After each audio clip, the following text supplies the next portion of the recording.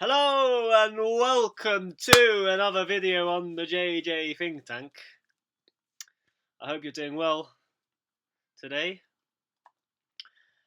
My topic of discussion will be the mystery of the Russian Empire, its logos, and historical mission. So this will be just a brainstorm really of different ideas I have about Russia, about its empire, its role in history, in the past and in the future. And yes, just my thoughts in general about the country, uh, especially in the current context. Yes, the current political climate. So recently on YouTube, I've been watching YouTube shorts of various country ball interactions. Yes, so these videos are quite funny because they're like Pokemon balls, and each ball represents a country. So we have, for example, Poland, we have Russia, we have the UK, we have Turkey, we have Germany, yes. And it refers back to history, but also to the present moment, yes. And and these kind of scenarios, these comedic scenarios, try to predict the future, yes, the future international arrangement of alliances and so forth. So I find these videos quite funny. They make me laugh a lot because they they put a humorous touch to tragedy. Yes, because when we look back at history, history contains a lot of tragedy, and I guess watching these videos is a way of alleviating these sad feelings that we have, yes, and this angst that we have about the current political climate. So to show you what I mean, I'll I'll present, not present, but I'll show you one one video. So I'll put Polandball, for example. Polandball official.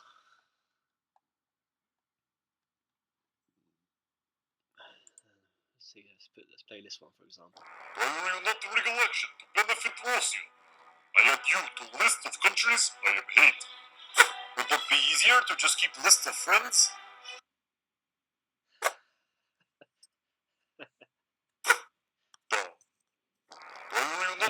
So that's one of them. That's one of them, obviously. I add you to list of countries. There's obviously loads of them. But this is Polandball, so let's find, for example, UK ball.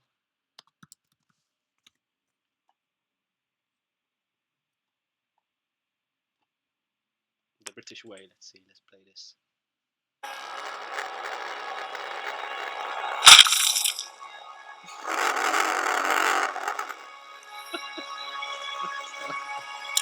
What's going on?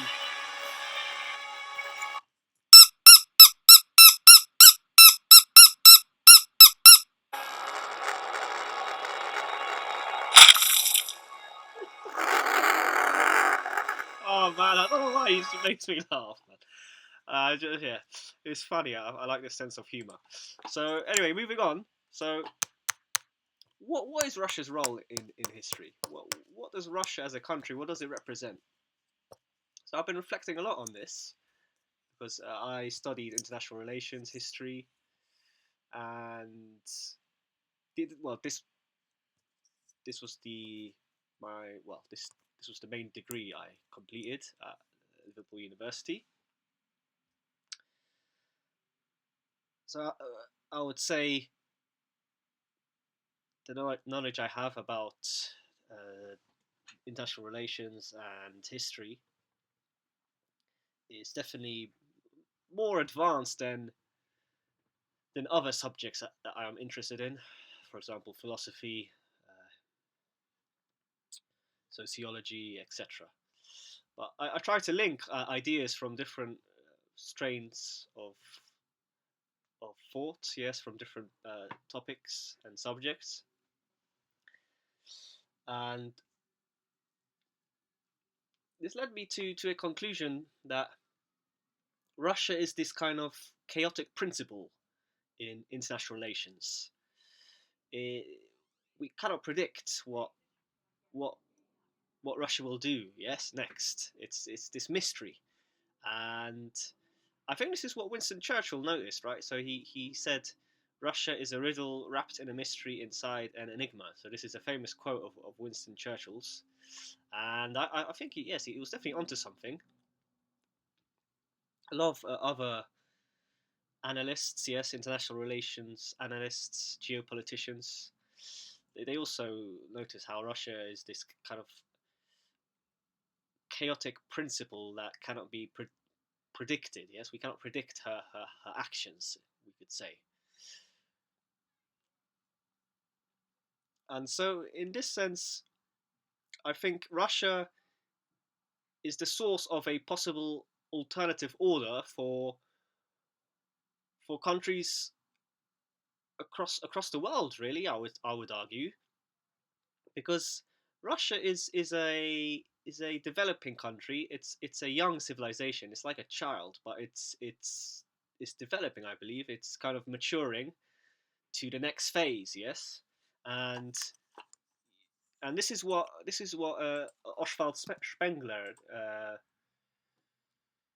This is what Oswald Spengler talked about.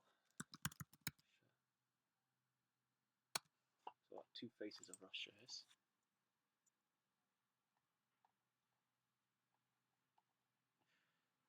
Okay, no, I want a short.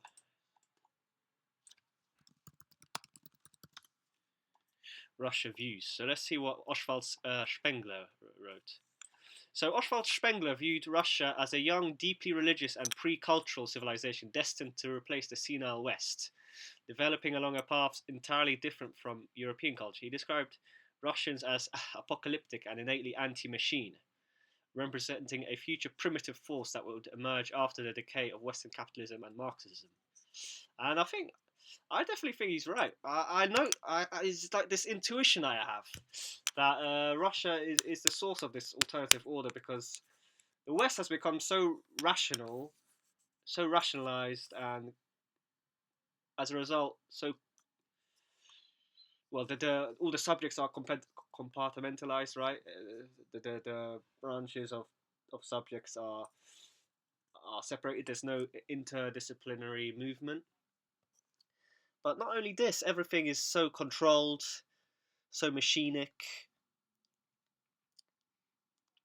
Even ideas such as God are disappearing.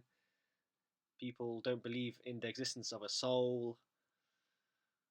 People are putting their hopes in AI, and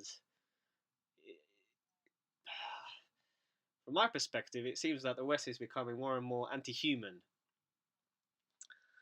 And obviously, a lot of commentators are noticing this. Every commentator approaches the topic from a different angle and sees and picks up different ideas and perspectives. But I do like the Spenglerian view. So Spengler differentiated between pseudomorphic Western intellectual Russia and authentic Russia, mystical peasant, soil-bound. New civilization. He saw Russia as a distinct entity in the making, not fully European nor Asian, whose springtime was just beginning, whereas the West was in its final civilizational stage. Yes, so this is true. We have the final stage is civilization, which is rigid, bureaucratic, extremely structured, and reduces the freedom of the individual.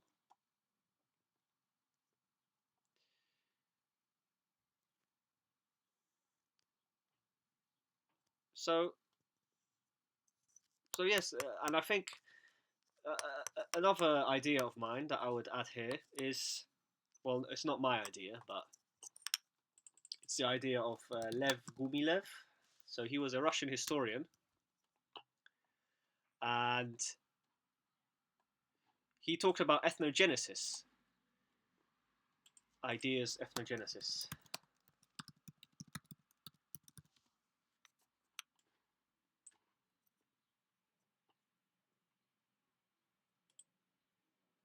Yeah, so Lev Gumilev proposed a controversial theory of ethnogenesis, viewing ethnic groups as biological entities rather than social constructs. He argued that ethnicities are created by passionarity, a unique biochemical cosmic energy, and follow a set life cycle of birth, growth, flowering, decline, and equilibrium with their environment.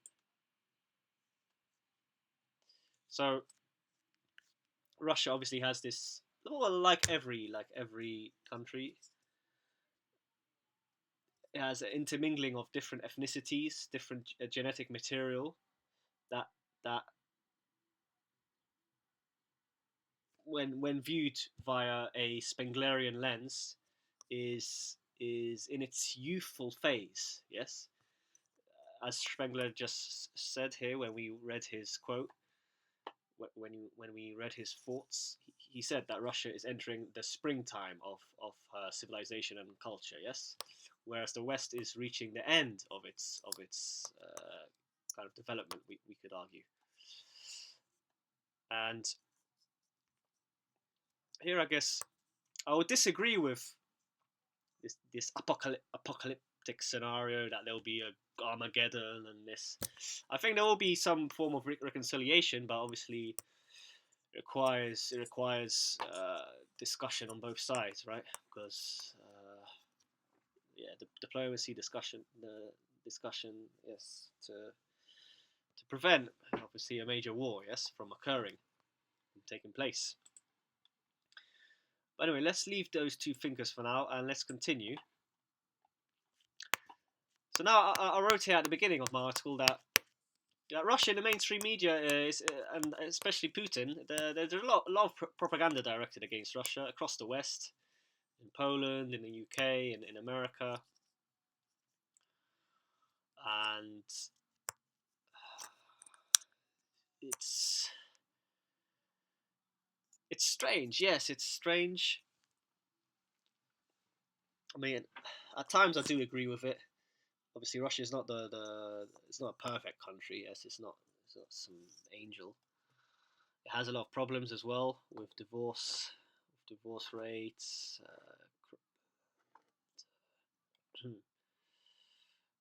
Like in the West, divorce rates, yes, problems between men and women, from what I have heard, declining birth rates. But the thing about Russia is that it's a self-sustaining whole. It's an autarkic uh, country, civilization, and it can provide for itself. It's got all those major resources on its soil in Siberia, in the coldness of Siberia. It has advanced weaponry. It has a sophisticated culture. So I lived in St. Petersburg nearly for a year, and it's a beautiful city. The people are definitely different there. They have a different mentality in general, I think, and so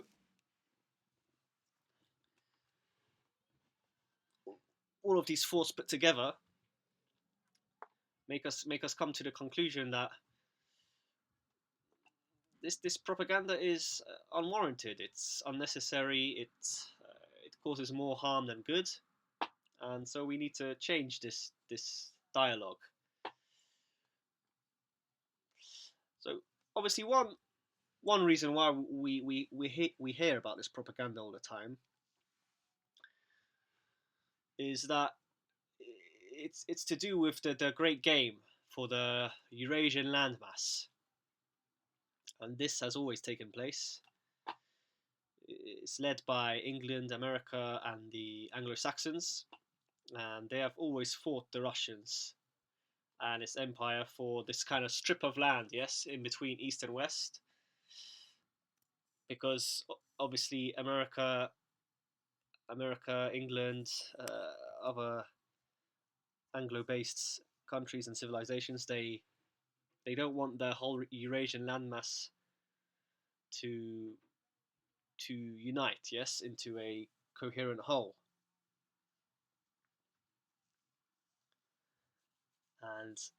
And so obviously they strive to the West strives to create chaos on these borderlands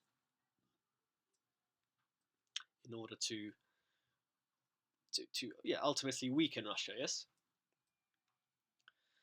So I'll actually want to create another video about international relations, geopolitics, and our current situation using Obsidian. So it's this program that I've recently found. So it's a good way where you can link different ideas. So for example, here I've got UK, I've got Poland, I've got here Russia, for example. Yes. Sorry, let me just try to move. So for example, you can link ideas, you can link countries. So it's a cool program. You can look, as you can see, you can zoom out. But yeah, this is for another video. When I do this video, we'll go into more depth about what the various alliances could be. Whether, for example, when we think of Poland, yes, it could enter this BRICS agreement where it would be linked to Russia via Belarus, or if the West dominates and takes control of the region, then we can probably imagine Poland being linked via Ukraine to the Black Sea. And here this is a discussion about Poland and its geopolitical context. But in this video, the next video that I'll make, I'll also talk about the different future scenarios for the UK, for Russia itself, because Russia potentially could be broken up, or it could still be part of one. Well, it could still be one large kind of civilization empire. Yes,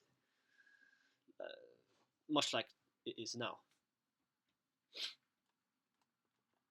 But yes, let's move on now. So I want to read a bit more of my article. So we have seen recently Ukraine has been used and abused against the Russians. I think if you read and listen to alternative media and independent geopolitical podcasts, it's quite evident that Ukraine was used and abused. And now the question arises, what will happen with countries next to Poland? We've got Finland, we've got the Baltic states, Belarus. Well, for me, obviously, as a Slav, because I've got quite a lot of Slavic blood, obviously, from my mum and dad. There's a bit of Russian as well. And so these topics, they're really interesting for me. These ideas, these topics. And when we start to think about Hegel, Hegel came to the realization that the Slavs were a people who were undefined. Yes, they were chaotic. Yes, they didn't achieve the consciousness of universality. But now I think this is changing in the postmodern world, and the development of the Slavic logos, as E. Michael Jones would say, logos. The Slavic logos is forming, slowly but surely. And so who knows? Perhaps a large Slavic bloc will emerge. Yes, will emerge. Well, yeah, this is all speculation. But yes, going back to Hegel now. So Hegel said that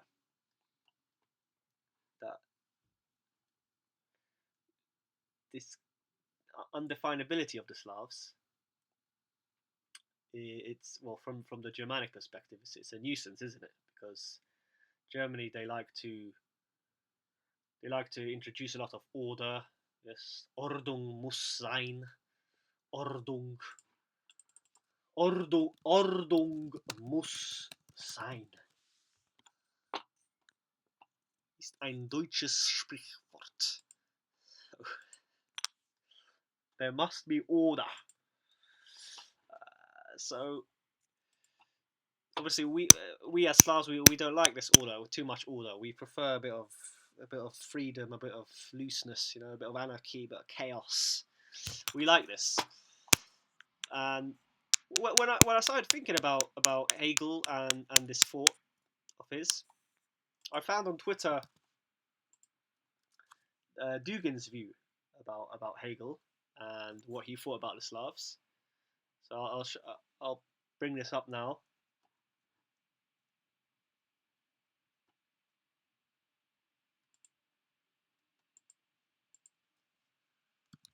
Hegel, Slavs, Dugin.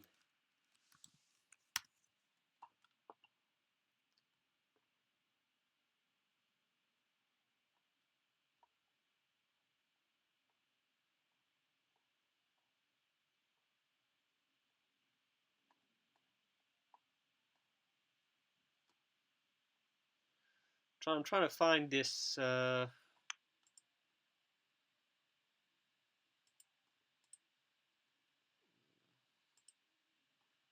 This quote of his.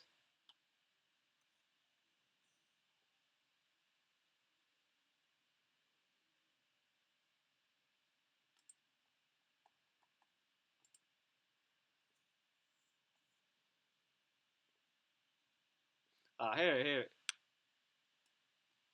You see here. So, Slavs have not yet appeared as an independent element in the series of phases of world history. That is true. So the Slavs have never been independent. They've never been part of a coherent whole. They've always warred against each other, really. Ukraine against Poland, for example, when we look back at history, yes. Russia against Poland numerous times. And I think now it's finally time for the Slavs to unite, yes? And using Hegel, we see that this is, I think, the time. World spirit's freedom progress ran from Orient, Greece, Rome to Germanic Europe. Slavs remained peripheral, their existence a puzzle in his dialectic.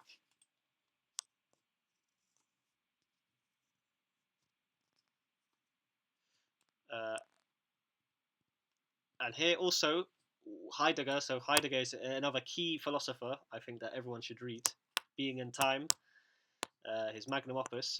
So he also saw the Russian Slavic essence as rooted in soil, suffering, and forests, as resistance to Western tech metaphysics, holding potential for authentic another beginning. So I've got this book by Dugin, Philosophy of Another Beginning, and yes, Dugin is definitely onto something. I think he's a brilliant philosopher. He changed my life, brought so many interesting concepts into my life, a sense of freedom, really. And I'd advise anyone interested in Russia to read his thoughts, his ideas, and come to their own conclusion.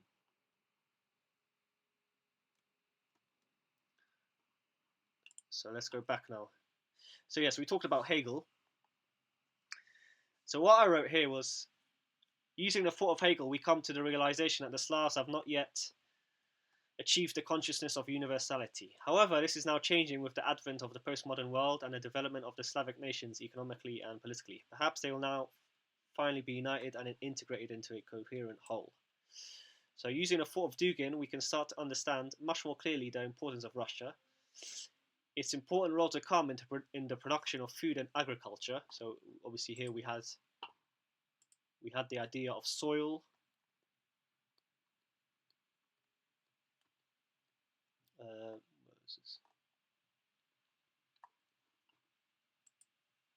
Had this right about soil, about the Slavs being linked to the forest, to the soil, etc. Yes, and I think this is a key part because there is a war going on against agriculture, and we need an alternative agricultural structure to appear that is not controlled by the globalists and the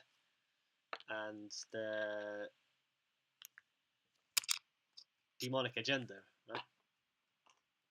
They want to poison our food supply. So, and yeah, the final point I made was how Russia, it reminds other nations of their nationalism and nationhood. So this is so when we go back to Winston Churchill, this is what I think. So Winston Churchill said that Russia is a riddle wrapped in a mystery inside an enigma, but this causes a kind of a self-reflection for all the other nations. So, and personally, I am not a globalist. I don't believe in a world government. I'm against this. This is the main divide right now. Either you're a liberal, modern white liberal who is in favor of world government, or you are more of a traditionalist, a nationalist who is against the process of globalization, and you are someone who prefers a multipolar world, yes, as Dugin says. So different senses of power, different cultures, different civilizations. I think it would make for a more interesting world, in my view, because the current liberal world is quite bland and boring.